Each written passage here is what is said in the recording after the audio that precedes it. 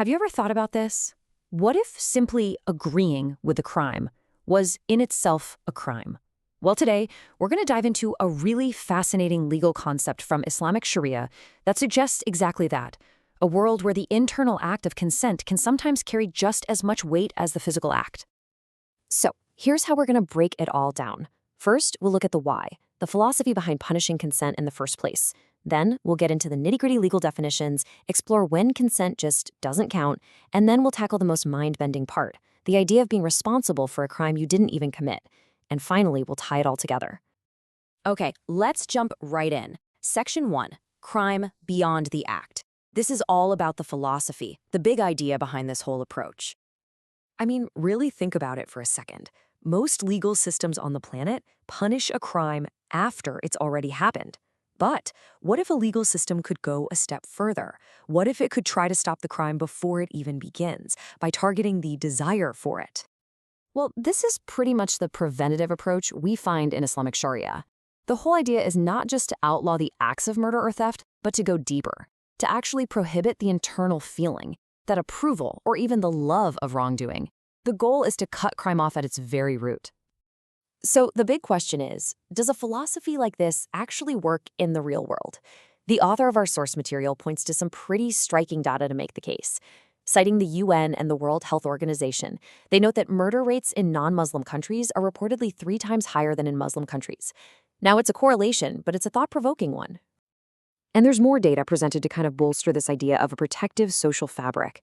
For instance, according to the WHO, you won't find a single Muslim country in the top 80 nations for suicide rates. The argument being made is that this legal and ethical framework, one that discourages even the internal approval of self-harm, plays a role in these outcomes. Okay, so to really get our heads around this, we need to understand the legal building blocks. It's time to get into the core principle of consent and, actually define what we're talking about. So first up, what exactly is a crime, al-jarīmah, in this framework? The definition is super precise. It's not just any old bad act. It's a prohibited act for which a divine punishment has been laid out. And then you have its partner concept, consent, or al-riḍā. And again, it's more than just saying, okay. It means choosing something with genuine acceptance and approval. And the really crucial part, it has to be completely free from any kind of force or coercion. So how do these two ideas, crime and consent, actually interact? Well, the basic rule is that it all depends on the right being violated. So for crimes against personal property like theft, if the owner says, yeah, go ahead, take it, their consent totally negates the crime.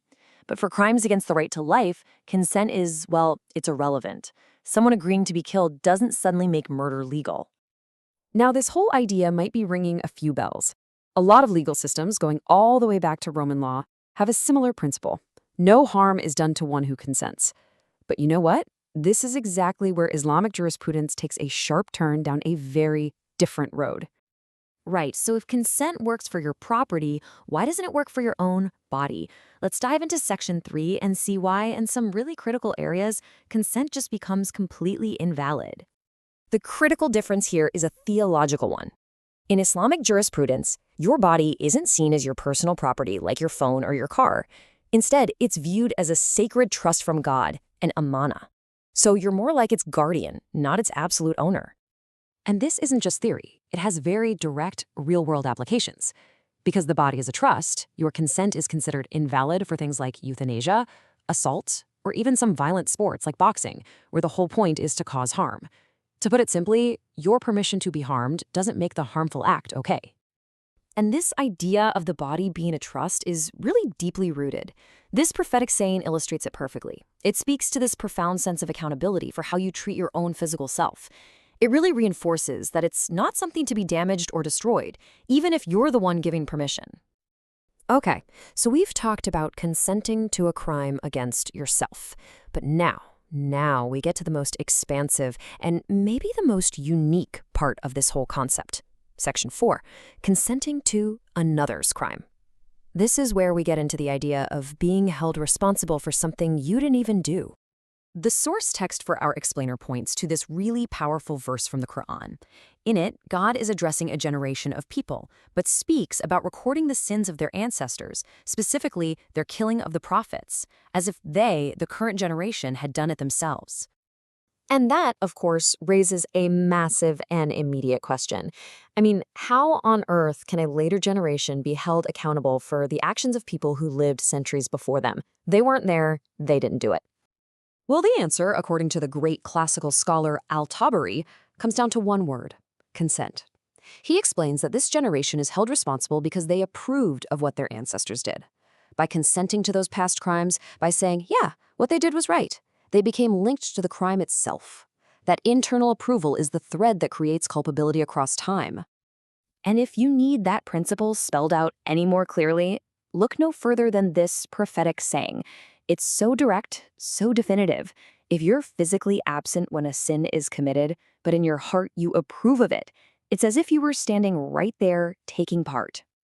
So let's pull all of these threads together in our final section, the Sharia scale, and just see the full picture laid out. Okay, here's the logic, step by step. Step 1 is the physical act. Every legal system in the world punishes that. But Sharia adds a step 2. It uniquely expands responsibility to include the internal consent to that act. And why? That's step 3, the goal. It's all preventative. It's about trying to build a society that rejects crime from the inside out, not just because people are scared of getting caught. And that really brings us to our final big picture thought. This entire legal framework, which gives legal weight to an internal feeling, leaves us with a pretty profound question to ponder. To what extent law, or even to what extent should law, try to shape the inner conscience of a society? Definitely something to think about.